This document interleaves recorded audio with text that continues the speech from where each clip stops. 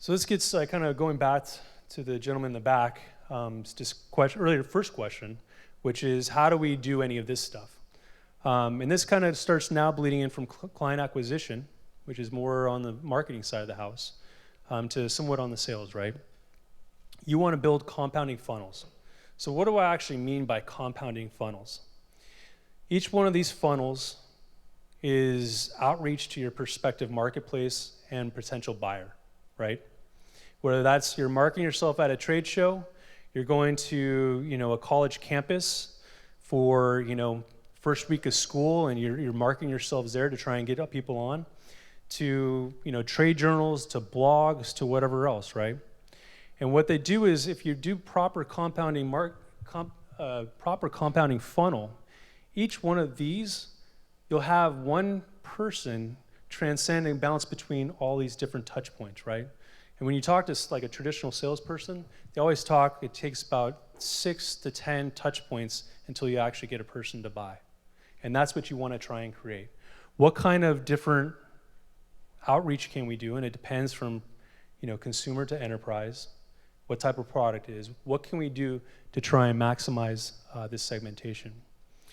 And that goes back into some of the topics that we were just talking about, which is how do we segment this out in cohort?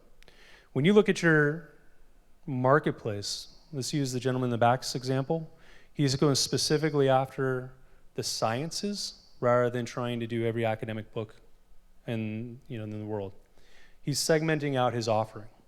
But you also have, outside of that, then you also have cohorting. Everybody know what cohorting isn't? I'm going to tell you what cohorting is. You have to cohort your own audience, right? You're going to have some power users, you're going to have some mid users, and you're going to have some light users. And your product should be tailored to every one of those. I'm sure we've all signed up for any type of SaaS-based service. You have the freemium, then you have like the basic, then you have the very advanced, right? And so you want to take away from any one of those different areas. And so this is, without getting into very detailed conversation on your specific business, this is the hardest thing to do, I think. Most enterprise, I come from mainly an enterprise background. I would say the companies that I've worked with that have failed the hardest and never succeeded, focused in on, they sold 1 or 2 different clients, maybe about 15, 20, whatever, and they all of a sudden decided to hire a bunch of salespeople. We're selling.